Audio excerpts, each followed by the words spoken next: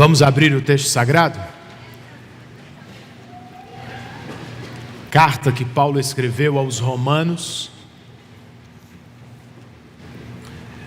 outra vez no capítulo de número 13. Só que nesta noite nós vamos considerar a segunda metade deste capítulo. Epístola aos Romanos, capítulo 13,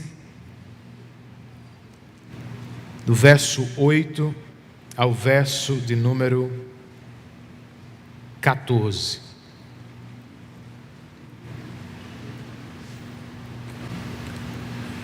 Como qualquer criança, eu imagino, Kael se preocupa muito com o que vai fazer no futuro.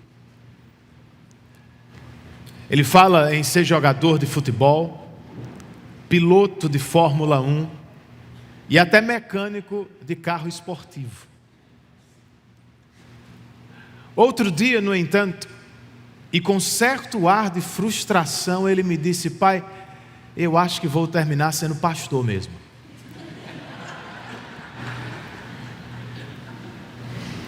E eu perguntei para ele: abençoado, por que é que tu acha que vai ser pastor? Ele disse: porque pelo menos pastor não tem que estudar matemática, pai. Será que gosta de matemática? E você, irmão? Você também se preocupa com o futuro? Com o quê? O que de verdade te preocupa quando o assunto é o amanhã? Seja qual for sua resposta, o texto de hoje vai nos ensinar que a preocupação, ou melhor, o conhecimento do futuro, tem que causar algum impacto sobre o nosso presente. Saber o que está por acontecer precisa moldar nosso viver aqui e agora. Este é o assunto desta noite, e eu quero ler o texto com vocês, Epístola aos Romanos, capítulo 13, verso 8 ao 14, na versão que temos adotado desde o início de agosto. O texto inspirado registra assim: não fiquem devendo nada a ninguém, exceto o amor de uns para com os outros. Pois quem ama o próximo cumpre a lei. Pois estes mandamentos: não cometa adultério, não mate, não furte, não cobice, e qualquer outro mandamento que houver, todos se resumem nesta palavra: ame o seu próximo como você ama a si mesmo. O amor não pratica o mal contra o próximo. Portanto, o cumprimento da lei é o amor. E digo isto a vocês que conhecem o tempo. Já é hora de despertarem do sono, porque a nossa salvação está agora mais perto do que quando no princípio cremos. Vai alta a noite e o dia vem chegando. Deixemos, pois, as obras das trevas e revistamo-nos das armas da luz. Vivamos dignamente como em pleno dia, não em orgias e bebedeiras, não em imoralidades e libertinagem, não em discórdias e ciúmes, mas revistam-se do Senhor Jesus Cristo e não façam nada que venha a satisfazer os desejos da carne. Vamos orar? Senhor, esta é a Tua santa palavra. E agora que estamos diante dela, queremos orar como fez o salmista. Nós precisamos esconder Tua palavra no coração, para não pecarmos contra Ti. Que assim seja nesta noite. Espírito Santo, este é o Teu ministério. Ilumina a nossa mente para o nosso entendimento e transforma o nosso coração, conformando-nos à Tua vontade. Estamos em completa dependência de Ti, Espírito. E Te rogamos por isso em nome de Jesus e para a glória dEle. Amém.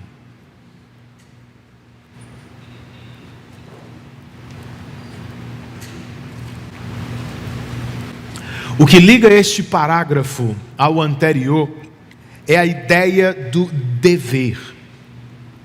No verso 7, que consideramos na semana passada, o apóstolo escreveu: paguem a todos o que lhes é devido. No 8, que vamos estudar nesta noite, ele diz: não fiquem devendo nada a ninguém. De que pagamento ou dívida Paulo estaria falando, irmãos? Já chegaremos a esta questão. Antes, porém, e tão importante quanto, nós precisamos notar que há uma motivação por trás do viver que Paulo espera ver nos leitores de Romanos. Qual é? No verso 11 nós lemos que a salvação está agora mais perto do que quando cremos no princípio. E no verso 12 o apóstolo nos diz que o dia vem chegando. São afirmações escatológicas que apontam para o retorno de Cristo. E aqui está a mensagem deste parágrafo que vamos estudar. Uma vez que sabemos que Jesus está voltando, que vivamos dignamente para a glória e louvor dele. Mas o que seria isso? O que seria viver dignamente para a glória e louvor do Senhor Jesus? Viver dignamente, segundo este texto, é primeiro amar o próximo. Verso 8, parte A, o texto nos diz: não fiquem devendo nada a ninguém, exceto o amor de uns para com os outros. Parece-nos um contraste. Porque de um lado Paulo escreve: não fiquem devendo nada a ninguém. Nós já sabemos, é o elo que liga os dois parágrafos. E trata da dívida que temos com as autoridades superiores, o que consideramos semana passada. Do outro lado, porém, Paulo nos diz que em uma coisa nós sempre ficaremos devendo. Que coisa é essa? É o amor de uns para com os outros.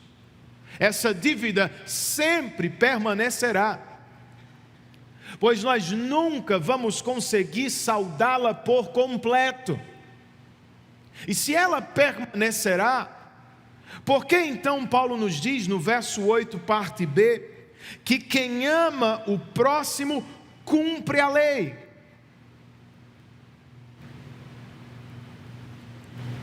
O apóstolo não está falando aqui, irmãos, de por um fim, nem na lei de Deus, nem no nosso amor ao próximo. Está falando muito mais da natureza da lei de Deus, que é o amor. Ele diz não que o amor é o fim, mas sim que o amor cumpre a lei.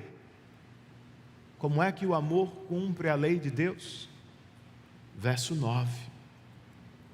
Pois estes mandamentos: não cometa adultério, não mate, não furte, não cobice, e qualquer outro mandamento que houver, todos se resumem nesta palavra: ame o seu próximo como você ama a si mesmo.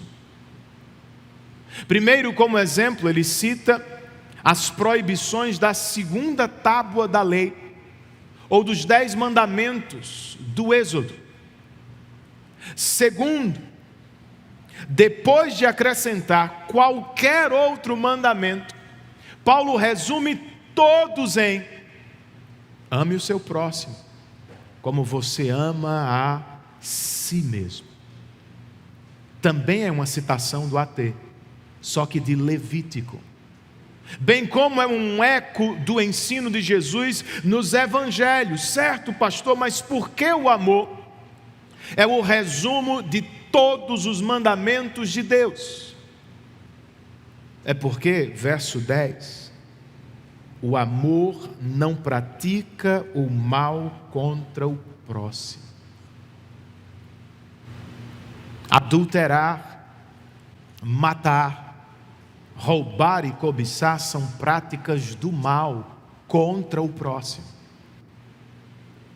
Não adulterar, não matar, não roubar, não cobiçar, por sua vez, são práticas que visam o bem do próximo. É por isso que o apóstolo conclui o verso 10, voltando ao ensino e dizendo: portanto, o cumprimento da lei é o amor. Ou seja, quando cumprimos a lei de Deus, nós amamos o próximo de verdade. Você entendeu, irmão? Vamos tentar tornar a questão um pouquinho mais prática. O que é o amor sobre o qual Paulo vem falando neste texto? O amor, segundo o que lemos, é uma dívida que jamais poderemos saldar. Em que sentido? O amor não é uma atividade ao lado da qual nós podemos ticar, dando por concluído, terminado. E você jamais poderá dizer a alguém: eu já o amei o suficiente. Não! O amor, de acordo com o que lemos, é uma dívida que vai permanecer para sempre. Porque o amor, segundo Deus, é perene. Ele precisa continuar por todos os tempos. Segundo, de acordo com o que lemos, o amor é o cumprimento da lei de Deus. Sabe o que significa? Que nós não amamos no vácuo, de acordo com o que sentimos, ou com o que preferimos. Não. Nós amamos segundo o padrão objetivo da lei. Não sou eu quem define o que é amor. Deus o faz. E segundo a sua palavra, amor é definido em termos concretos, ações que visam o bem do próximo. A propósito, o amor tem por objeto o que o texto bíblico chama de o próximo. Quem é meu próximo? Foi a pergunta que certo intérprete da lei fez para Jesus, se lembram? Em resposta, Jesus lhe contou a parábola do bom samaritano, mostrando que o próximo é aquele que Deus coloca no nosso caminho. Então veja, o próximo, bem, eu não tenho responsabilidade com as bilhões de pessoas do mundo. Só que meu amor não pode se limitar à minha família apenas ou só à minha igreja local. Meu próximo, segundo Jesus, é qualquer pessoa, seja ela crente ou não, que Deus coloca na minha vida, na minha família, na minha igreja local, na minha escola, no meu trabalho. O amor é algo que precisa continuar, não tem fim. Ele tem por base os princípios objetivos da palavra e tem por alvo ou objeto o outro, o próximo. Outra questão prática, pastor, então como é que eu amo o meu próximo? Segundo esse texto, obviamente, você ama o seu próximo, irmão, seja ele o seu cônjuge, o seu filho, o seu irmão em Cristo ou o seu colega de trabalho, quando o coloca à sua frente, na ordem de importância das coisas. Muitas pessoas, mais mundanizadas na mente, vão interpretar o ame o seu próximo como a si mesmo, como, vejam, é impossível amar o próximo se você não tem amor próprio. Amigo, na Bíblia, amor próprio não é uma virtude. É a própria essência do pecado.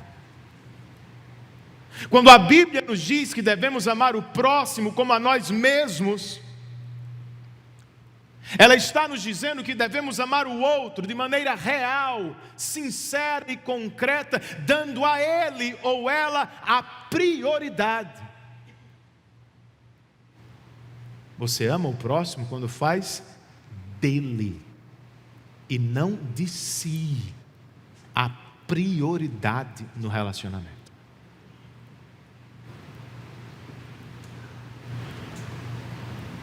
Você ama o seu próximo, seja ele o seu cônjuge, o seu filho, o seu irmão ou o seu colega de faculdade, quando resolve simplesmente obedecer a palavra de Deus. Por vezes eu ouço no gabinete, pastor, meu amor acabou. Ou, eu não posso mais ficar neste relacionamento porque não tenho mais sentimentos por esta pessoa. Irmão, você é crente? Então deixe-se governar pela palavra de Deus, não por seus sentimentos, não pelas vãs filosofias desta era. Como é que o seu amor acabou? Se a Bíblia diz que o amor é uma dívida que jamais poderemos saldar, bacana. E por que é que você está reduzindo o amor a um mero sentimento, quando a Bíblia chama o amor de ações práticas?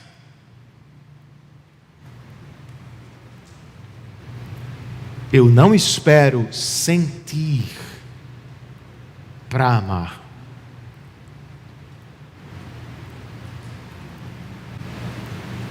Eu primeiro obedeço a palavra de Deus.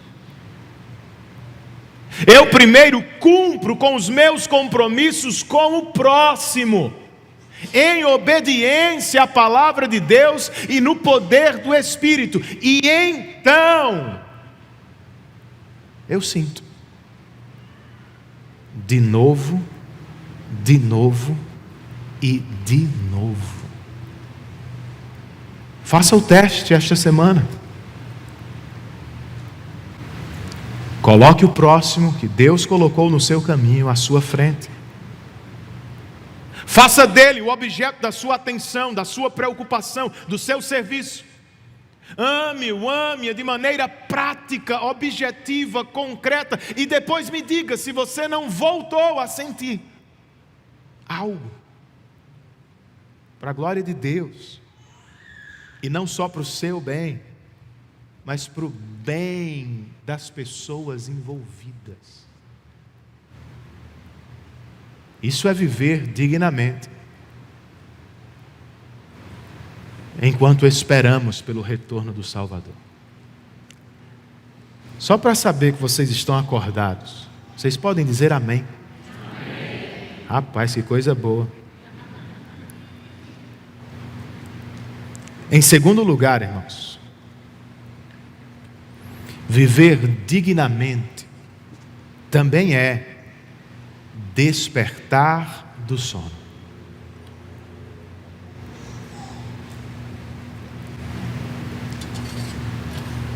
É o que lemos no verso 11, parte A. Volte os seus olhos aí para o texto comigo. Está com Bíblia, né, irmão? Então abra aí, por favor, viu? Acompanha aqui, viu? E digo isto a vocês que conhecem o tempo. Já é hora de despertarem do sono. E digo isto. O que é isto? É o que acabamos de ler sobre o amor, gente. Vocês precisam amar o próximo, uma vez que conhecem o tempo. Que tempo é este do qual Paulo está falando? A palavra grega é kairos. E significa, como traduziu a NTLH, o tempo em que vivemos, agora. Ou como colocou o Dr. John Stott em seu comentário, o momento existencial de oportunidade e decisão. É aqui e agora. E este tempo é tão importante que, segundo o apóstolo, é hora de despertarem do sono. Ou seja, neste tempo, não se pode viver em complacência ou com preguiça espiritual. É caro demais, é importante demais. Por quê? Duas respostas, uma no verso 11, parte B, a outra no verso 12, parte A. Já é hora de despertarem do sono, porque a nossa salvação está agora mais perto do que quando no princípio cremos. Já é hora de despertarem do sono, verso 12, porque vai alta a noite e o dia vem chegando. Salvação na Bíblia é um termo amplo e abrange nosso passado, justificação, nosso presente, santificação, e nosso futuro, glorificação. E é óbvio que aqui Paulo se refere à salvação futura, a qual ele já descreveu no capítulo 8 como a libertação gloriosa, como a adoção final dos filhos de Deus, ou como a redenção do corpo. E a ideia de Paulo é: esta grande bênção está agora mais perto do que quando cremos no Evangelho. Está cada dia mais perto. Tão perto que é como se a noite estivesse passando, dando lugar ao dia que vem chegando. Agora note, Paulo não está cravando que Jesus voltará neste ou naquele dia. O que está dizendo é que Jesus inaugurou os últimos dias. E que o próximo grande evento da história mundial é o retorno dele.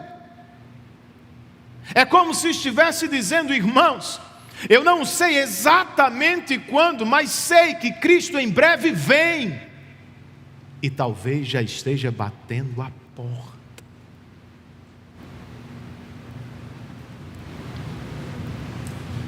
Uma coisa, porém, é entender o tempo em que vivemos. Outra é saber o que fazer enquanto se espera por Ele. Você sabe, irmão? Nenhum crente precisa ficar no escuro. A Bíblia é clara sobre o que deveríamos estar fazendo. Inclusive nesse texto, verso 12.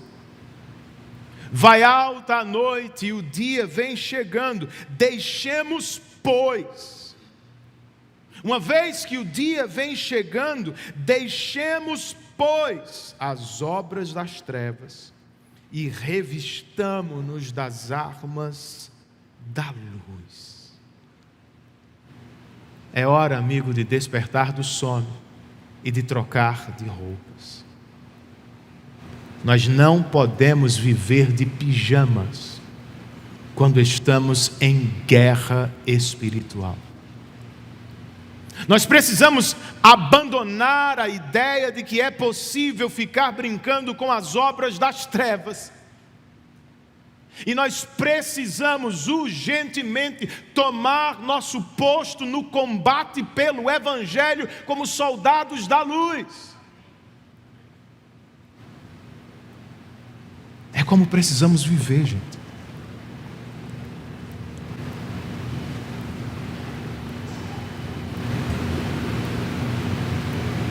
Mas será mesmo que entendemos o tempo em que vivemos? Voltando à questão do futuro, pelo que esperamos com ansiedade? O que nos preocupa de verdade? Quais são nossos planos mais caros para os próximos anos? Com o que sonhamos regularmente? Entenda, não é errado desejar um país melhor. Eu também desejo. Não é errado planejar fazer uma viagem em família. Eu também quero planejar. Não é errado desejar crescer profissionalmente na vida. Está tudo certo. Ou não. Se desejando todas estas coisas, nos achamos com sono, quando o assunto é o crescimento espiritual. Ou já nos esquecemos das advertências de Jesus no sermão escatológico de Mateus, irmãos. Palavras dele, ouça com atenção. Considerem isto: se o pai de família soubesse a que hora viria o ladrão, vigiaria e não deixaria que sua casa fosse arrombada. Por isso, estejam também vocês preparados, porque o Filho do Homem virá a hora em que menos vocês esperam. Quem é, pois, o servo fiel e prudente, a quem o Senhor deixou encarregado dos demais servos para lhes dar sustento? Bem-aventurado aquele servo a quem seu Senhor, quando vier, achar fazendo assim. Mais tarde chegaram as virgens imprudentes, dizendo: Senhor, Senhor, abra-nos a porta. Mas o noivo respondeu: em verdade lhes digo, que não as conheço. Portanto, vigiem, porque vocês não sabem nem o dia, nem a hora. Com isso, queridos, eu não estou dizendo que devemos viver com medo do retorno de Cristo. É claro que não. O que estou defendendo é que precisamos viver em santa expectativa. Inclusive para provar que somos de fato e de verdade salvos. É uma marca de quem é salvo. O autor de Hebreus declara: Cristo, tendo se oferecido uma vez por todas para tirar os pecados de muitos, aparecerá segunda vez, não para tirar pecados, mas para salvar aqueles que esperam por Ele.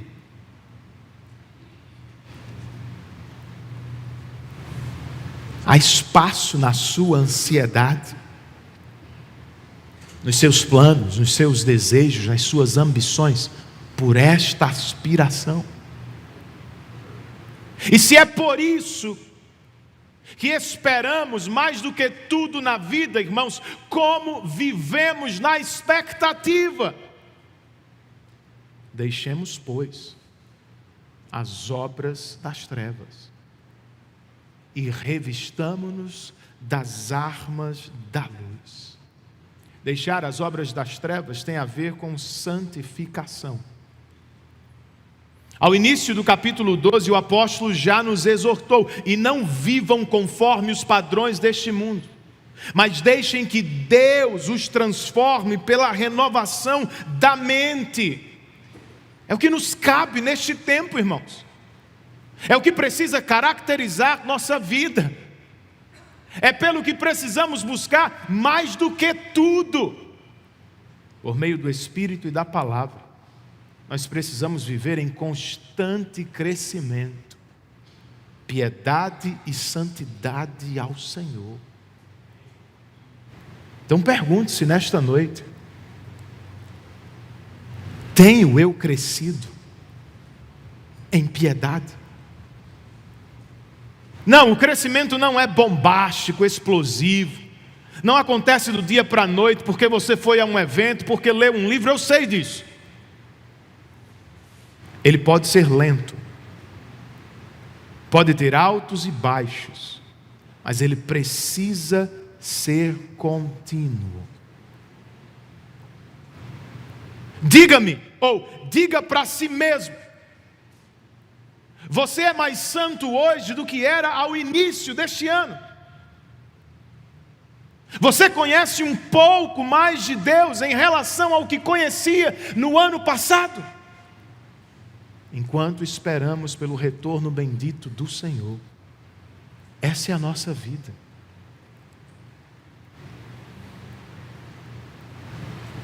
Crescer em conhecimento, em submissão, em serviço ao Rei que em breve vem. E revistamo-nos das armas da luz. Essa exortação, para mim, tem a ver muito com a nossa missão. A vida cristã não é um deitar eternamente em berço esplêndido. Não é só desfrutar do sono dos justos. É bom, mas a vida cristã não é só isso. A vida cristã é uma guerra, você precisa lembrar disso. É uma batalha contra a carne que ainda nos assedia, contra o mundo que ainda nos tenta, contra o próprio diabo que é real e tem por objetivo nos acusar e amedrontar. A vida cristã é uma guerra, irmãos. E enquanto lutamos, não podemos esquecer do que separa as duas vindas do Salvador. Mais cedo eu disse que o próximo grande evento da história mundial, bem como da nossa história pessoal, é a volta do Senhor. Mas o que será que Ele está esperando? De acordo com o apóstolo Pedro, Jesus é paciente, não querendo que ninguém pereça. E segundo o próprio Jesus, outra vez no sermão de Mateus, o evangelho do reino será pregado por todo o mundo, e então virá o fim. Sabe o que significa? Que o tempo em que vivemos é o tempo da evangelização mundial. O evangelho do reino de Deus será pregado nos 4 cantos da terra. E o Espírito, por meio da pregação, vai convocar todos os eleitos de Deus. E então, Jesus voltará para buscar a sua noiva. Então, na nossa agenda de oração, de atividades, de planejamento, a batalha pelo Evangelho tem que constar. Não é só sobre você, irmão, e sobre o que você vai conseguir pessoalmente, não. Você faz parte de um exército, e a nossa missão é levar a luz do Evangelho aos 4 cantos deste mundo que vive em trevas. O que você tem feito por isso? Qual é a parte que você tem jogado? Você tem orado pela evangelização? Tem alguém no seu radar de oração? Com quem você gostaria de compartilhar o Evangelho? Você se lembra que temos missionários, Brasil e mundo afora, gastando suas vidas na proclamação do Evangelho, e que estes homens e mulheres precisam das nossas orações?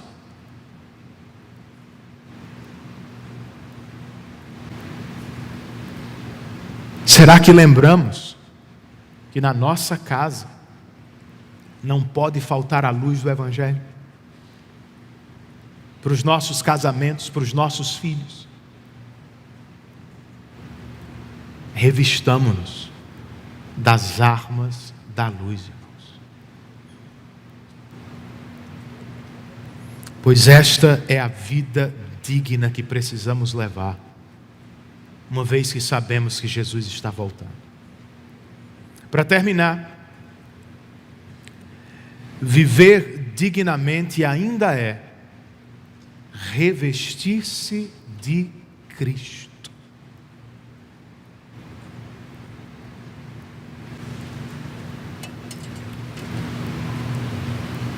Verso de número 13.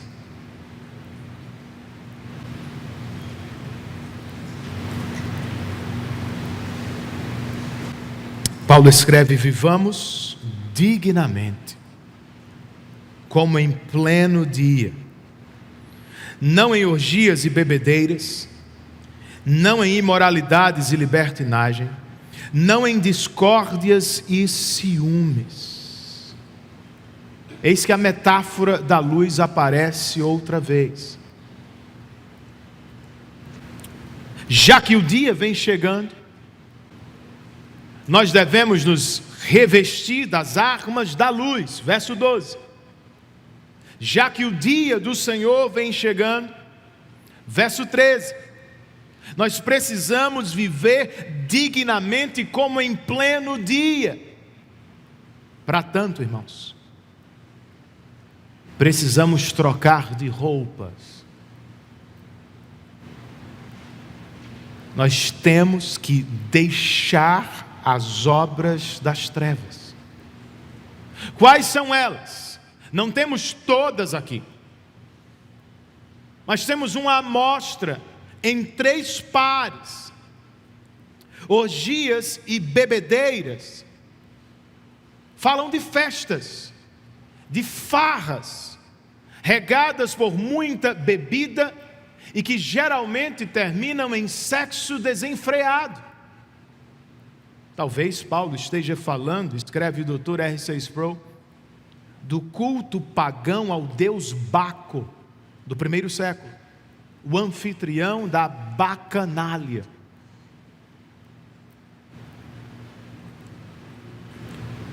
Imoralidade e libertinagem. Imoralidade é apenas koite no grego, o que em muitas vezes é traduzido só por coito ou ato sexual. Só que toda vez que este termo está associado ao segundo, azelgueia, libertinagem, a ideia se transforma em vida sexual dissoluta ou sem limites. Discórdias e ciúmes. Discórdia é contenda, irmão. É briga, é disputa. E ciúmes aqui não é zelo pelo que Deus lhe confiou, sua esposa, seu esposo, seus filhos. Não. Ciúmes aqui é inveja do que Deus confiou ao outro. Então, viver dignamente passa por dizer não a esta lista e a outras listas de obras das trevas. Mas é possível mesmo? De onde vem o poder para se dizer não às obras das trevas?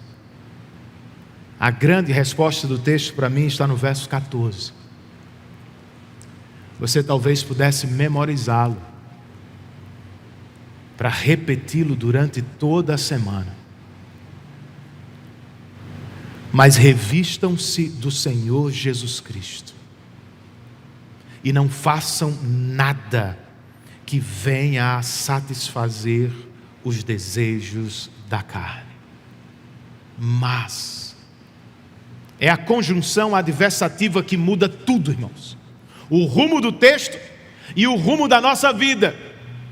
Não vivam em orgias e bebedeiras. Não vivam em imoralidade e libertinagem. Não vivam em discórdias e ciúmes. Mas,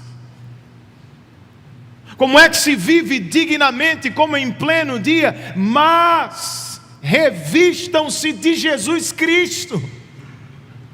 Em outros textos, Paulo vai dizer: vistam a armadura de Deus. Ou vistam-se com a nova natureza que receberam. Ou vistam-se com as virtudes cristãs. Aqui não, aqui Paulo diz: vistam-se com o próprio Cristo. Aos Gálatas, falando da nossa justificação, ele escreveu: pois todos vocês foram batizados em Cristo, e de Cristo foram revestidos. Na voz passiva.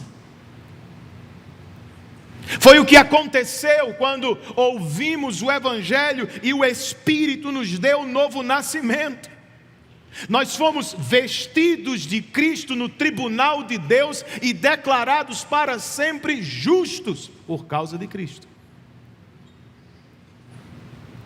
Aqui em Romanos é ligeiramente diferente.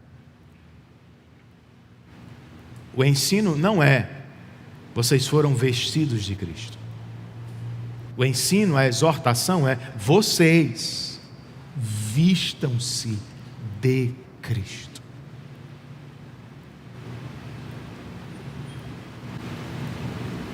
Nós não podemos só admirar a Cristo. Nós precisamos nos vestir por completo de Cristo. Nós não podemos só visitar a Cristo de vez em quando. A ideia do apóstolo é: nós temos que morar em Cristo todos os dias da nossa vida. Essa é a parte positiva da santificação deste texto. Mas há uma negativa.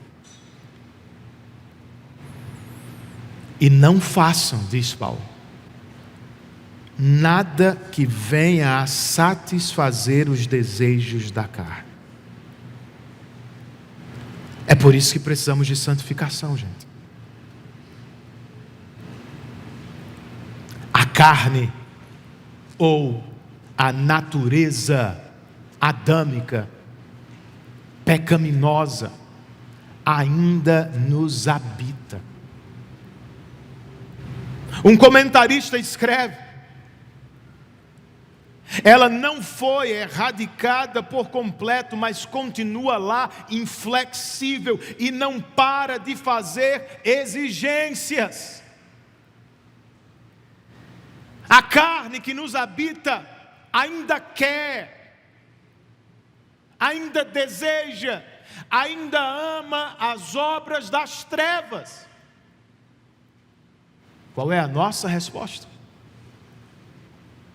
A nossa parte: e não façam nada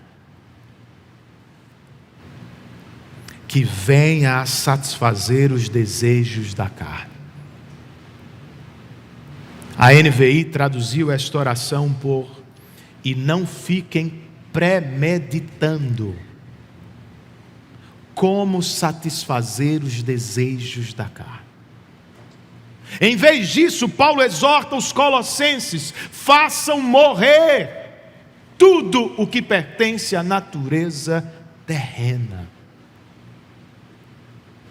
É a vida cristã, gente. É uma guerra. Por isso precisamos lançar mão das armas da luz. Por isso temos que fazer morrer as obras da carne ou das trevas.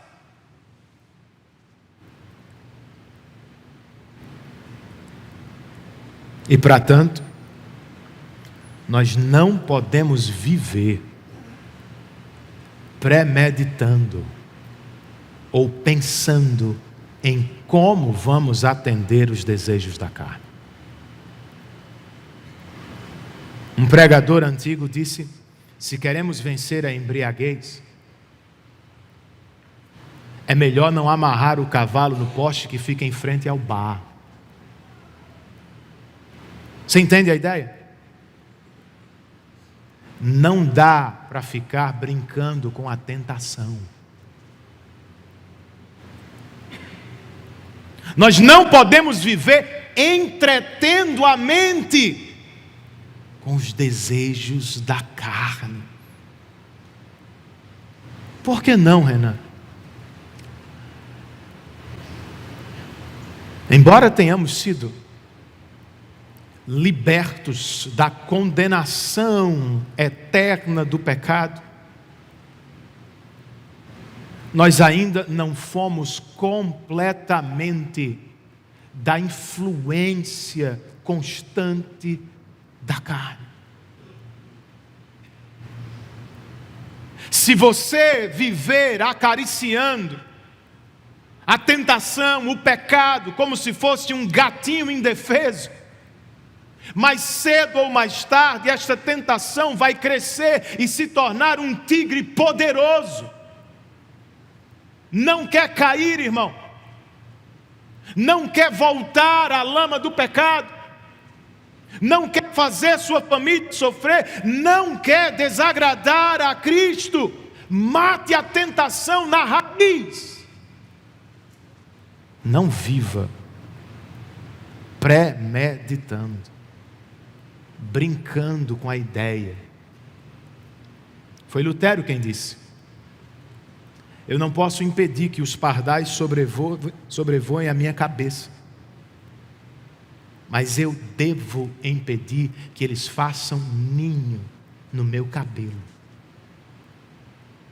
Jesus, no Sermão do Monte, nos disse: se o teu olho direito te faz pecar, arranque-o, lance-o fora, porque é melhor perder parte do corpo do que ter todo o corpo lançado no inferno, irmãos. Palavras de Jesus.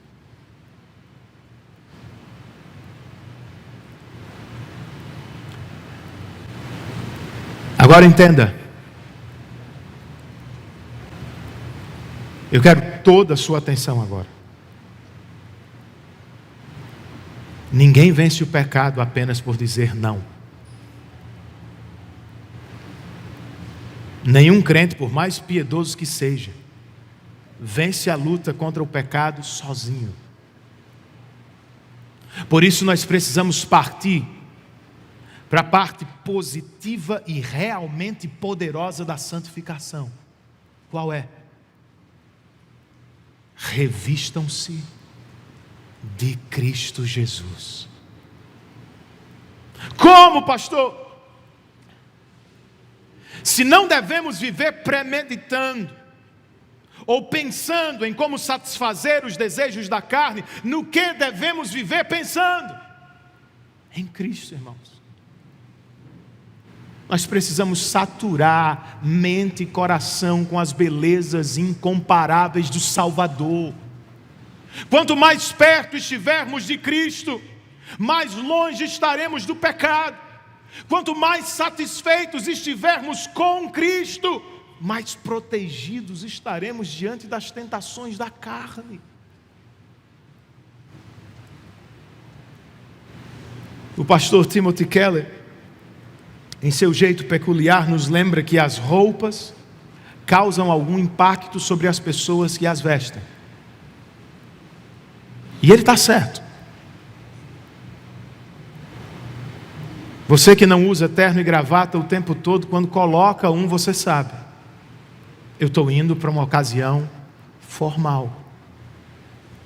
Mas se está vestido com roupas de praia, você sabe: o dia vai ser leve, vai ser tranquilo. Seja qual for a ocasião, diz o pastor Keller, o crente não pode sair de casa sem antes olhar no espelho, para se lembrar que ele ou ela está vestido de Cristo.